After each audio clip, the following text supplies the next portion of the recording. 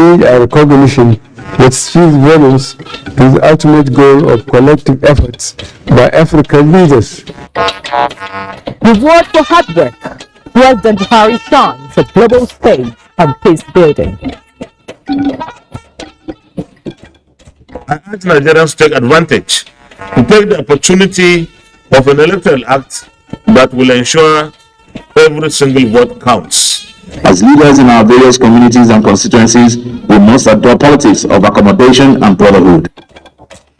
Pushing to finish strong, National Assembly reconvenes to have 2023 elections on the positive side of history. 39 days to go. Politicians out for final push to steer voters to their polls. It is uniquely placed to ensure that relevant criminal laws on SGBV are interpreted. Plus, no more hiding place for sexual predators as stiffer measures await culprits.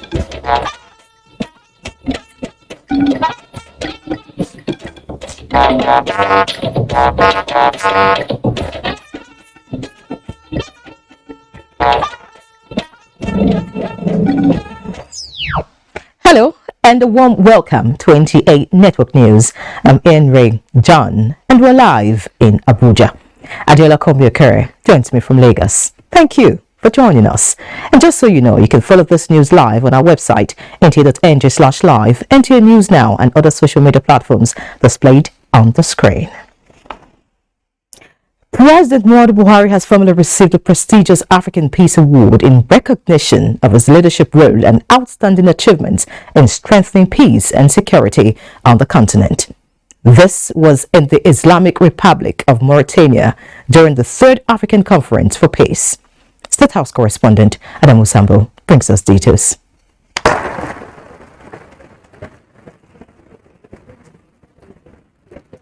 The conferring of the African Peace Award on President Muhammadu Buhari by the Forum for Promoting Peace based in the United Arab Emirates was a befitting honor to award the leader whom the organizers say demonstrated genuine commitment to peace, security, justice and good governance in Africa.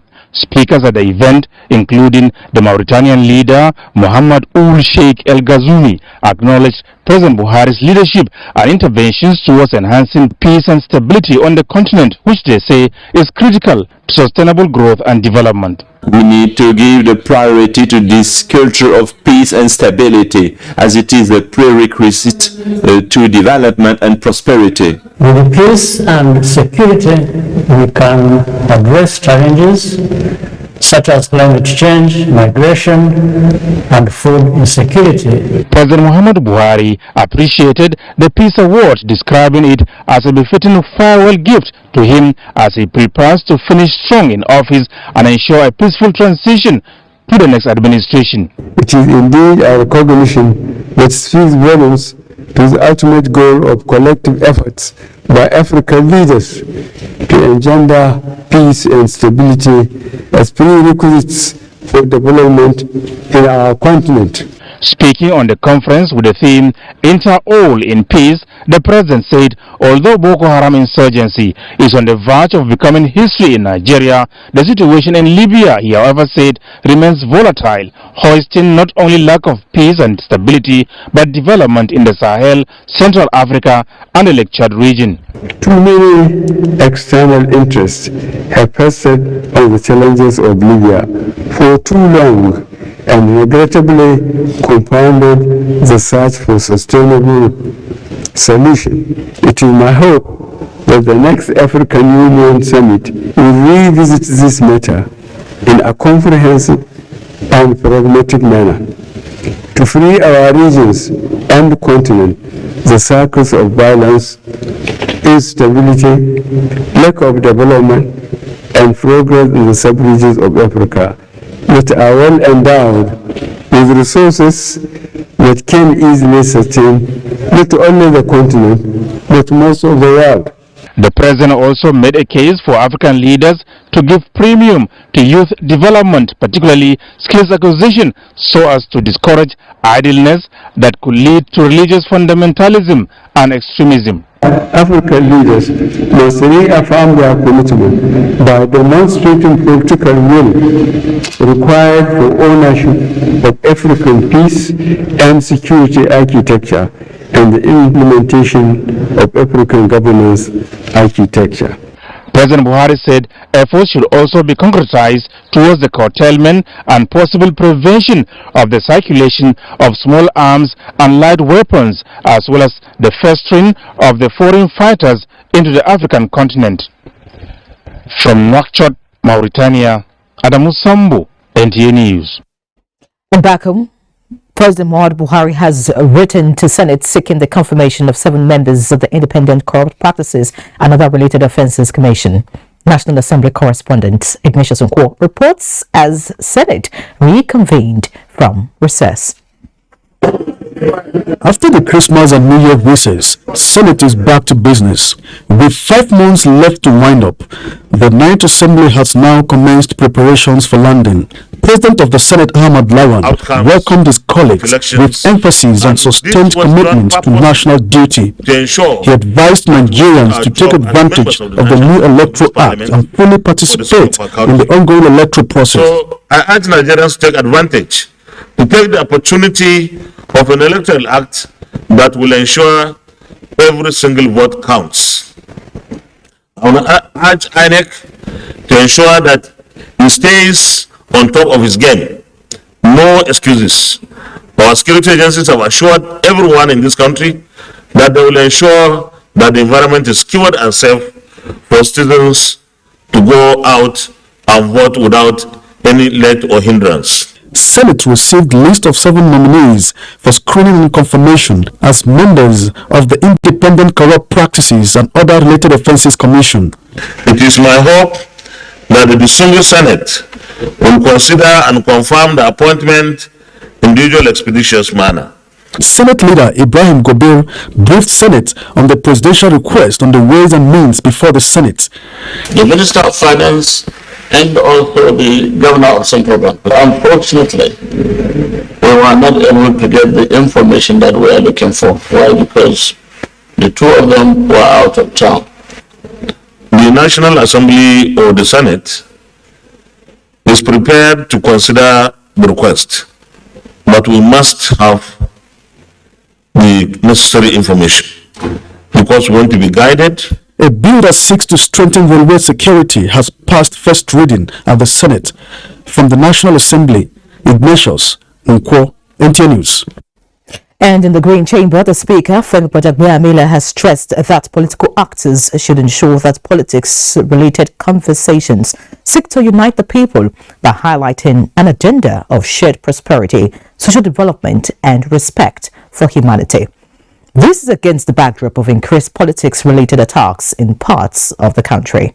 National Assembly correspondent Lamiari reports that the appeal came as the House resumes plenary after the New Year break.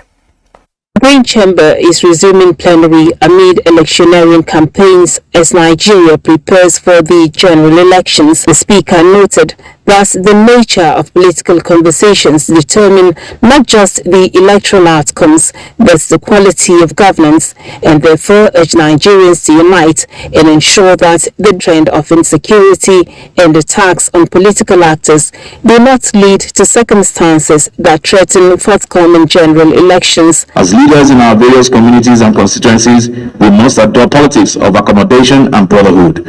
And we must ensure that no insecurity threatening our country's peace can be attributed to our actions or utterances. This is our constitutional obligation and a moral duty from which we must not deviate.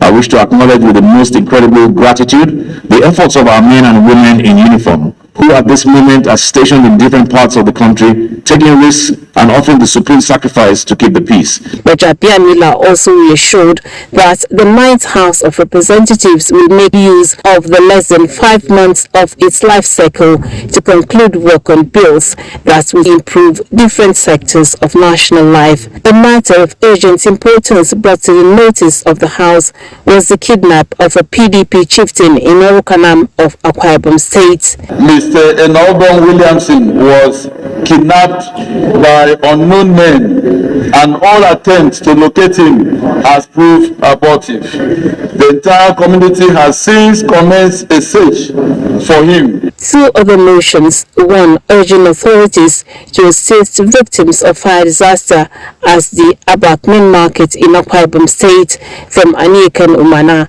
and the other from Saidu Musa, appealing for provision of alternative funding source to reconstruct Bida Zungir Road in Niger State were adopted. That the incident will wreak havoc on the people and properties, resulting in several burns, injuries, and huge losses incurred by helpless citizens and traders. Aside from the recent maintenance on some failed portion of the road through the COVID-19 intervention by FEMA, no rehabilitation has been carried out on the Trompé Road and its bridges since it was rehabilitated over 30 years ago. Other features at plenary include the first reading of 4 bills, while the bill to amend Nigerian Council of Management Development passed second reading. From the National Assembly, Lami Ali, NTA News. And away from the National Assembly now, the All Progressives Congress APC presidential candidate Asiwaju Bola Ahmed Tinubu today took his campaign to Kwara State in company of the top hierarchy of the Presidential Campaign Council. During the rally held at the Metropolitan Square, Ilorin, the APC candidate solicited the people's votes, promising prosperity, banishment of hunger, corruption and insecurity. Raliat Ibrahim has a situation report. The wait for the All Progressives Congress APC presidential candidate Asiwaju Bola Ahmed Tinubu was a long one, as stories went round on Monday about the possible postponement of his coming. The joy of the APC supporters can then be imagined when he eventually arrived the ancient city of Ilorin. He then proceeded to the Ilorin Metropolitan Square, where he called on Nigerians to give him the mandate to serve and build on the successes of President Muhammadu Buhari.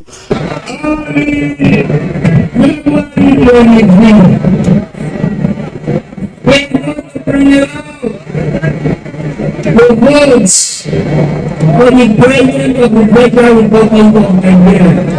You don't vote for anybody else. You vote for me. The national chairman of the All Progressives Congress, Senator Abdullahi Adamu, urged the people to make their support meaningful by voting for all APC candidates in the coming elections.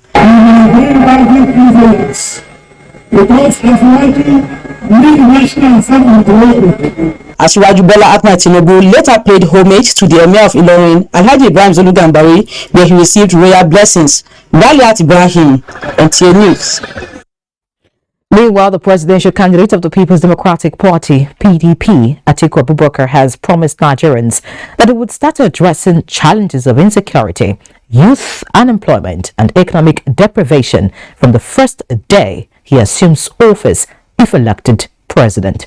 He gave the promise during his presidential campaign rally in Ado-Ekiti, Ekiti State. Olukemi Sani has details.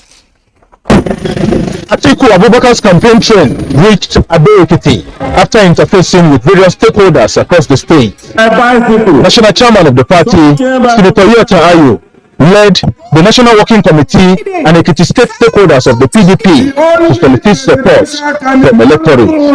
This party, which I revealed to be a genuinely People's Democratic Party in Ekiti state.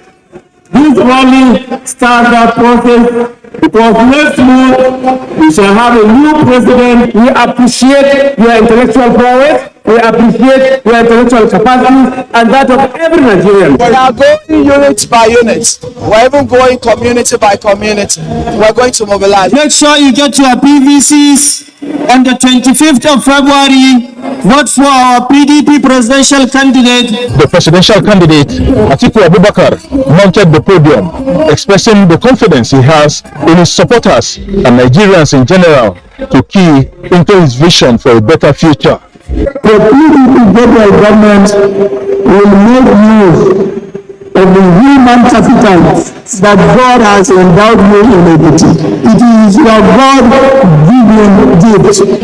We want to come back as a party to begin the process and create a new Nigeria where everybody will be happy. Advocating that small businesses must play a role in the nation's economic recovery Atiku Abubakar said his administration, if elected, will construct federal link roads to enhance the livelihood of the people. From Ado-Ekiti, Omotu Yakubu, NTA News. That report was put together by Onotu Yakubu and Notolu Kemi Sani, as earlier mentioned. If you just joined us, this is the Network News. Time for a break. Please stay. Thank you for staying. We're still talking politics as River State Governor Nyesom Wike has appealed to the people of Ogba, Egbema and Udoni local government area to double their support for all candidates of the People's Democratic Party in the forthcoming general elections to ensure a landslide victory. The governor made the appeal while addressing the people at the headquarters of the council area to kick off the local government campaigns in the state. Ogedi Onyekwere completes the story. It was a carnival of sorts as people of Oba Idemandoni local government area thanked the road to herald the arrival of Governor Nyesom Wike, who is in the area to flag off the PDP campaign for the forthcoming general elections. The show of solidarity and support, according to the people, emanates from the developmental projects executed in the area and adoption of one of their own as the running mate of a PDP governorship candidate. Onega is PDP. PDP is Onega. And that is as regards to the governorship election, as regards to the senatorial election, as regards the House of Reps election, as regards the House of Assembly election. We have come here today to campaign for you to give back the support you gave to us when we visited you in 2014 to 2015. When we came in 2019, you gave us the support. We have come back in 2023 for you to consolidate with what we have done. We have a reason for tagging this team consolidation. It is a special word that will bring further development in Oba, and what we stand for is good governance. When I was the Honorable Commissioner of Education under our brother, His Excellency, Sir Dr. Peter Odili, by God's grace, I impacted in all the big goals. High point is the presentation of flags to the party candidates in the state. The governor had earlier paid a visit to the Oba's Palace, Nwachukwu Obi III, where they received his royal blessings for the campaigns. In Omoko, Ogedi Onyekwere, NTA News. And in Bauchi, Nigeria's next president has been described as one who must be well experienced in governance, grounded in knowledge of the nation, and possesses leadership skills. This was the submission of some politicians who defected from the new Nigeria People's Party to the People's Democratic Party in Bauchi State. Bulak Afsa reports that thousands of members defected. From one party to another is no longer news because during electioneering, politicians' electorates realign their allegiance for their preferred candidate or party. But defection could be news when party executives and members defect in their numbers. Former National Zonal Secretary of New Nigerian People's Party (NNPP) Northeast, Babayo Liman, maintained that the defection from the NNPP to PDP is because they believe in the candidature of Atiku Abubakar, given his track record and abilities. I, with my more than 3.5 million members of Concosia and NNPP members in the northeast of Nigeria, decided to defect to PDP to support His Excellency Atiku Abubakar. He is the only person that can bring sanity, that can bring development to this nation. The defectors were welcomed to the fold by officials of the People's Democratic Party in Bauchi. Bulak Afsa, NTA News. Meanwhile, the National Rescue Movement says it has not filed any suit at the Federal High Court in Abuja to disqualify the presidential candidate of Labour Party, Peter Obi, from the 2023 presidential race on account of his dual citizenship. Chairman of the party, Isaac Ude, stated this during a press briefing while reacting to media reports that the party, through its counsel, one Mohammed Danjuma, filed a suit insinuating that Peter Obi acquired Dallas, Texas, United States of America citizenship in breach of Sections 1 and 137 of the Nigerian Constitution. The NRM chairman noted the party only heard about the suit in the media and that the said Mohammed Danjuma was a former vice chairman, North Central Zone of the party, and is currently serving an indefinite suspension for anti-party activities. So, he's not the party's lawyer. By the party to sue Obi for any reason, because I have no problem with Obi. So it's not National Rescue Movement that took Obi to court. The party says it has no issue with the presidential candidate of the Labour Party, Peter Obi, adding that Danjuma's action is aimed at pitching the party against others and dragging it into the mud, emphasizing the party will take legal action to address the matter. And still talking politics, as the 2023 general elections inches closer, efforts are being intensified to ensure Nigerian youths fully participate in all electoral processes. This is the thrust of discussions at a voter education and awareness conference for youths in Abuja, organized by Decency Pan-Africa Youth Empowerment Initiative. Zenret Dingmam reports. These are concerned youths from divergent ethno-religious backgrounds, all bound by common purpose and goal, to take their place in the political space as present and future leaders of the country. Panelists from Nigeria and other African countries zeroed in on issues concerning electoral violence, voter apathy, negligence to the process.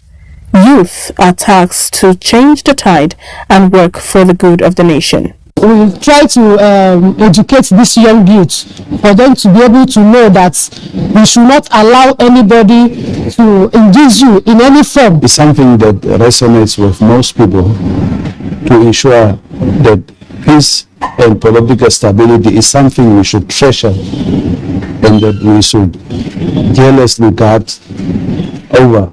Other issues raised were diaspora voting, INEC's readiness to surmount previous challenges in the system, and safety of voters and data. One of the things voter education seeks to achieve is peaceful elections, and that is trying to speak to the people to ensure that they understand the need to avoid violence. Speakers say the conference tagged the role of youth in fair, credible and violence-free elections will provoke attitudinal change and active participation of the youth in electoral process. In Abuja, Zanreddin, NTA News. Similarly, the need for youth to eschew violence before, during and after elections is re-echoed as some groups of youths in Gombe State rallied to sensitize the public on the importance of peaceful voting. The youths, under the auspices of Vote Not Fight organization, which conducted a sensitization walk in some parts of Gombe State, appealed to politicians to stop recruiting youths as political thugs. Abubakar Yakubu has more. Rally, which started from the Pantani Stadium, culminated at the gate of the governor's office, as the youths carried different placards with inscriptions that passes the core message of the rally. About 8 different youth groups participated in the joint rally, including the members of National Association of Persons Living with Disabilities. Politics will come and go, then the state will remain here. So if we can unite ourselves, work together, we can vote those who we think are capable of leading our state. The Vote Not Fight campaign is basically to sensitize youths and others, various relevant stakeholders, that election is not election no be war. In Gombe, Abubakar Yakubu, NTA News. In other news now, Vice President Asiwaju has expressed the need for a national consensus on ethics, stating that the country would advance positively if the people implement an ethical revolution where national work ethics of honesty and hard work is established. State House correspondent Jide Odifade reports. What first welcome visitors to the Baptist Boys High School in Abuja is this rhetorical question: what have I gained today? And of course, Vice President Yemi Osinbajo in this lecture states the values that determine the success and failure of individuals and the nation. It is values, the values of hard work, discipline, integrity, trustworthiness, respect, patience, delay of gratification. These are the values that determine the success or significance that individuals or societies attain. The Vice President also emphasizes the need for government, the political elites, religious and business elites to take the lead in the ethical revolution. I believe that BBHS has shown that Nigeria can produce the highest quality individuals and that we can run the most efficient governments and private institutions if we teach the right values in our schools. The event was the celebration of the 100 years of the establishment of the school, where the role of alumni in the development of their alma mater is considered of utmost importance. We were given something with which to go through the world with. The development of the Alumni Association at the secondary school level simply is to expand resources, particularly to assist the proprietor, the government of the state, and that of the federal to support the development of the school. Please come and partner with us. Government definitely cannot do this alone. Vice President Yemi Osinbajo rated several projects carried out by the Alumni Association of the school, which include a mini stadium and a commemorative Centennial Wall of Fame. On the Wall of Fame stands the name of the Vice President, honored as centenary distinguished icon. Beyond what these students are learning from books, they believe that they're learning more even from the characters and lifestyles of these alumni. In Abeokuta, I'm Jide Onifade, NTA News. Many thanks, JD. Now, looking at the third state of the realm, available records indicate that cases of sexual and gender-based violence are on the rise in Nigeria. But this would soon be curtailed as efforts at stemming the tide and ensuring substantial justice for victims are underway following the meeting of the Attorney General and Minister of Justice Abubakar Malami with judges and prosecutors of rape cases in Abuja. Olabode Arewa brings us details. So last year, we had a total of 1,342 reported cases. So we had 907 walk-ins and 435 through our call center. That was the Director General, National Agency for the Prohibition of Trafficking in Persons, NAPTIP, reeling out the statistics and challenges of handling cases of sexual and gender-based violence in the country. To address this, the Justice Ministry, judges and prosecutors involved in handling rape and assault-related cases are working to familiarize themselves with the practice direction on trial of sexual and gender-based violence cases. The judiciary plays a critical role in the criminal justice response to SGVV.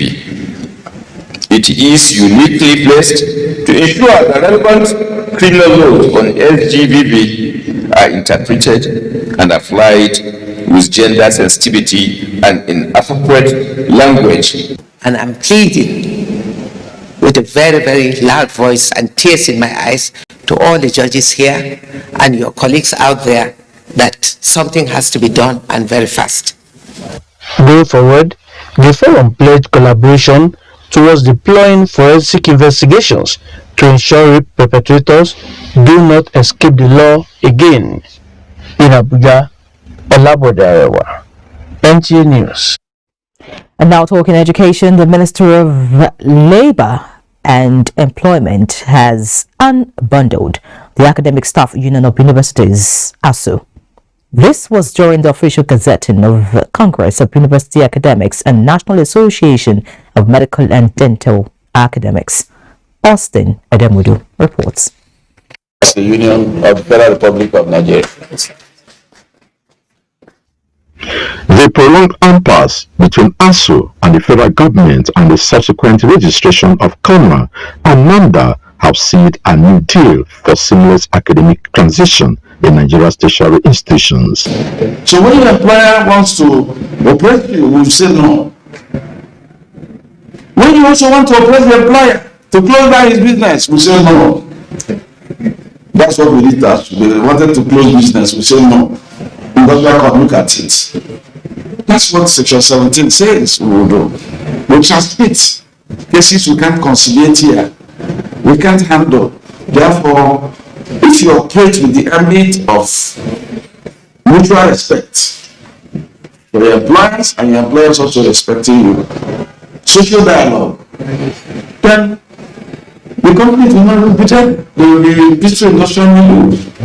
We are using this medium to assure Nigerians that we shall embark on meaningful and realistic discussions and negotiations with the federal government and all other stakeholders on how we can get a better deal for our universities. But the dichotomy may not be crystal clear for the future, as financial status for the new bodies are still under the purview of the Academic Staff Union of Universities, ASU. Our dues, unfortunately, are still going to the big brother. They're going to ASU.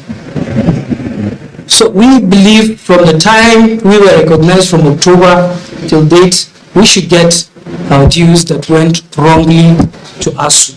The government should be just on source and give you. And in science and tech, the National Agency for Science and Engineering Infrastructure, NASENI, and National Meteorological Development Center, NMDC, JOS, have signed a memorandum of understanding that will fast-track the revival and development of iron and steel industry in Nigeria. Kenneth Nani reports that this collaboration is born out of passion by both agencies to build a strong economic and industrialized nation. It was a defining moment for NASENI and NMDC, as both agencies in the past 2 years have dreamed of a day like this, when the complementary role each plays towards the industrial development of the nation will bring about iron and steel industry rebirth.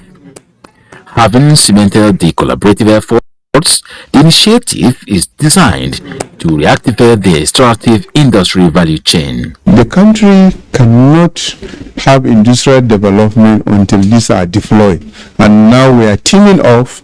We do fabrication and they do identification, they do characterization, they do develop process of how raw mineral resources can be converted into applicable resources for machines. The collaboration, the partners explain, will also translate into job creation, enhance commercial activities and industrial revolution of the country, in line with Executive Order 5 signed by President Muhammad Buhari. We cannot go far in this country without having iron and steel industry, a Jakarta steel plant. And you see the need of NASENI and NBC coming together to see about the completion of that plant, making sure that we are not just a consuming, we shouldn't be a consuming country again, but a productive country. As the MOU signed is subject to renewal after the initial 2 years, the partners also pointed to other prospective benefits, to include development of indigenous technology and direct investments in this. Elsewhere, the federal government has continued to keep to its promise of delivering adequate housing units to Nigerians at lower cost. This is evident in the inauguration of massive housing scheme under the Federal Mortgage Bank Facility in Ondo and Katsina states. Charles Alpha reports. Shelter, no doubt, is one of the basic needs of life. The federal government, through the Federal Mortgage Bank of Nigeria, under its National Affordable Housing Program, has delivered the newly completed 100-unit housing estate comprising 20 detached 1-bedroom, 40 detached 2-bedroom, as well as 40 detached 3-bedroom bungalow to the NLC, TUC, and NECA The bank has created the right to own window so that the buildings ultimately become their own and completion of payment without the need of equity contribution. Workers are the centerpiece of our renewed collaboration. Reaffirming its commitment to this cause, the Ondo State government says it will continue to provide an enabling environment for housing development in the state. At Kabikawa area of Katsina State, another 315 housing units comprising 2 and 3 bungalows have been provided under the National Affordable Housing Delivering Program through the Mortgage Bank. As long as you earn a minimum of 3,000 naira, you are meant to contribute 2.5% of your earnings to the fund and you become entitled. The bank believes the mandate of providing accessible homes to majority of middle and low-income workers who are major contributors to the scheme is what the program is all about. Affordable housing scheme for the Nigerian workers. We are very glad. Katsina State government, as one of the highest contributors to the National Housing Funds, provided one at no cost for the project to enable citizens own their own houses at affordable prices. By approving the participation of our people in the National Housing Fund scheme, we will actively leverage on the bank's mandate to provide decent and affordable housing. The mortgage facility can be accessed through mortgages and rent. Charles Alpha, NTA News. Lucky winners in the ongoing Glow Festival of Joy promo have been presented with prizes ranging from generating sets, sewing machines, and rechargeable fans. Emmanuel Lerner reports that the winner of the star prize of a brand new car, Tam Etudog, was the toast of the day. Glow customers have continued to smile home with different prizes since the commencement of the Glow Festival of Joy promo in November 2022. In the latest draw conducted on Monday, 16th January 2023, Ime Etukudo emerged the winner of the star prize of a brand new car, in addition to 27 other winners of various prizes. More am I speaking with, please? Mr. Ime Etukudo, I would like to inform you that we just completed a draw in Festival of Joy promo. All right, you are the latest car owner. You just won a brand new car in the promo. The presentation of the star prize to the winner Ime Etukudo held at the Glow office in Port Harcourt. Winner of the car prize, Ime Etukudo, expresses joy over his emergence as the winner. My heart is filled with joy for being the star winner of Glow Festival of Joy 2023. January Glow have made my year. They called me, I was saying, your better one chance, come back home. Even to this moment, still 10 other winners got sewing machines, another 10 won rechargeable fans, while 7 others won generating sets. What we have done the promotion in November to spread joy among Nigerians into the media and beyond. We are here again to present the prizes to another set of winners. Today we have a few minutes forward with different appliances.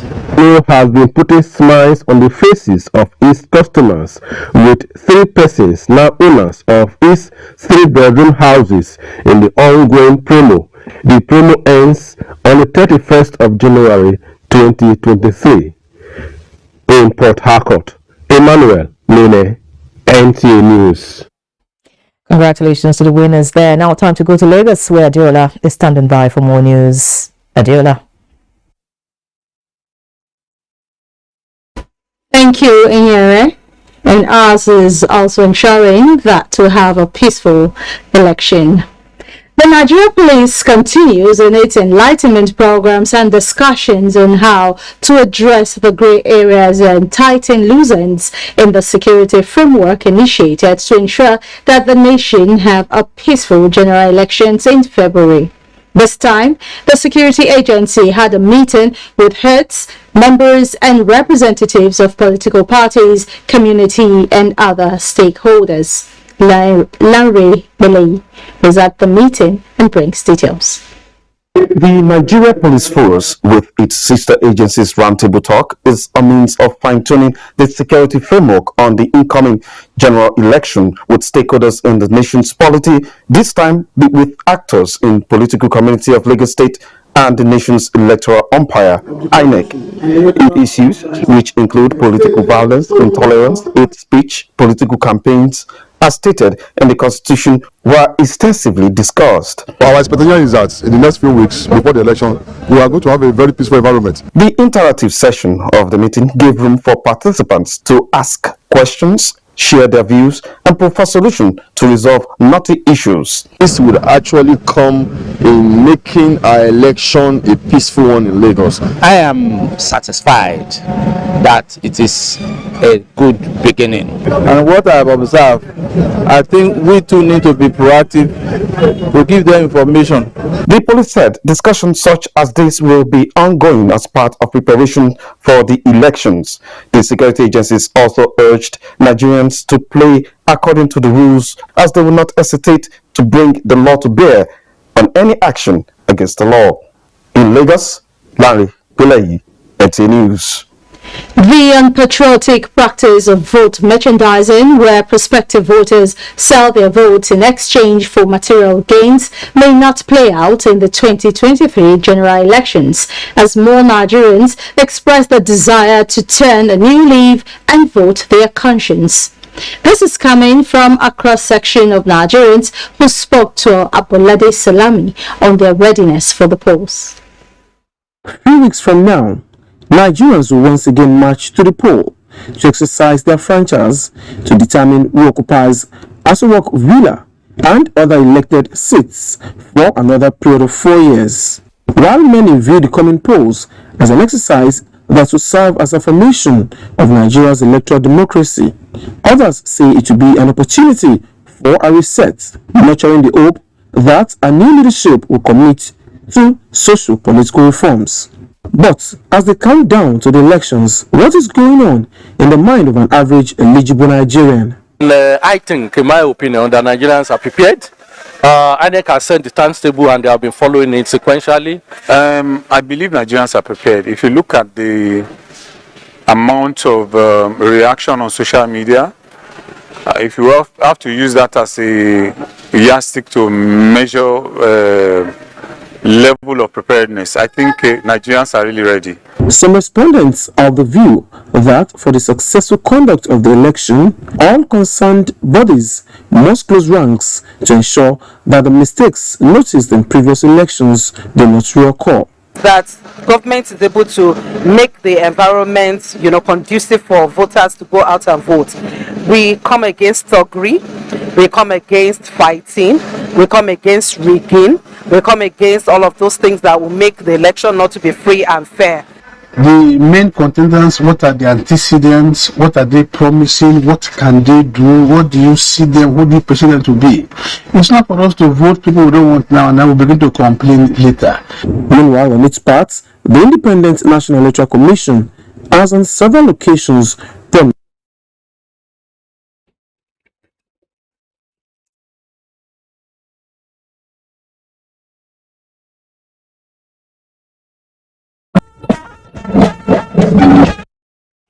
Welcome back. President Muhammadu Buhari has been described as a symbolic icon of leadership and integrity that would remain an inspiration even after leaving office. The president at Abu Dhabi Forum for Promoting Peace, Sheikh Abdallah bin Bayer, stated this while meeting the Nigerian leader on the margins of the African Peace Conference in Mauritania. Adam Musambo brings us details. The meeting between President Muhammadu Buhari and Sheikh Abdallah bin Bayer came shortly after the conferment of the African Award for Peace on the Nigerian leader. Sheikh Bayer lauded the efforts of the president at engendering peace and eradicating religious extremism, which he described as a worthwhile undertaking worthy of support and emulation. Inviting the Nigerian leader to visit Abu Dhabi within the short time left for him in office, Sheikh Bayer said, with the varied experience he had as both military and democratically elected leader, His input will be appreciated in any society. We will be glad to receive you, the highly respected cleric stated emphatically. President Buhari recounted efforts made to bring to an end the Boko Haram ideology in Nigeria, wondering why the group, along with Islamic State of West African Province, ISWAP, wants to split the country. Boko Haram, President Buhari maintains, is false, fraudulent, and ungodly. President Muhammadu Buhari also granted audience to the United States Ambassador at Large for International Religious Freedom, Rashad Hussain, lamenting how some people hide under the canopy of religion to advance their economic and political agenda. The president said continuous education is needed so that the larger populace would not be hoodwinked. He said when people are educated, they are able to discern when others want to use religion for certain ends. Ambassador Hussain said the United States of America is interested in partnering with Nigeria in the areas of formal and non-formal education towards religious harmony. He said there is so much the two countries can do together towards promoting peace and communal harmony. The U.S., he explained, loves what the president is doing and would be glad to assist as appropriate. From the Islamic Republic of Mauritania, Adamu Sambo, NTA News. President Muhammadu Buhari first states with former Secretary General of the Commonwealth, Chief Emeka Anyaoku, as it turns 90, January 18, 2023. In a letter personally signed, the president notes the seasoned diplomat and administrator's statesmanship and for using his extensive network of international friends to support the country's efforts in deepening good governance, democracy, and sustainable development. Similarly, President Muhammadu Buhari has congratulated the former chairman and chief executive officer of Nigeria Breweries PLC, Elder Felix Ohiwere, on his 86th birthday. President Buhari, in a statement, acknowledged the exceptional and visionary leadership of the boardroom guru for his patriotism and prayed for more years in good health. Although the case of the slain lawyer Omobolanle Rahim, whose life was cut short on Christmas Day of 2022, is still ongoing at the Lagos State High Court, her remains have been buried. Adjola Komiakere reports. Pain and sadness can be seen behind these tearful eyes this grieving moment. The loss of Omobolanle Rahim, their dear daughter, sister, wife, mother, friend, and colleague, has dealt a great blow on them, considering the circumstances surrounding her death. Officiating Minister Pastor Okechukwu Emelena, while comforting the bereaved, described the deceased as a true child of God who made positive impact in the lives of many.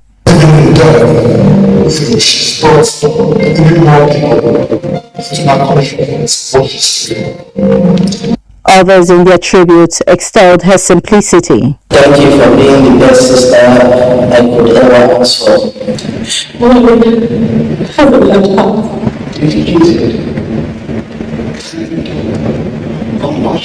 So zealous, and she was very dedicated to the service of God.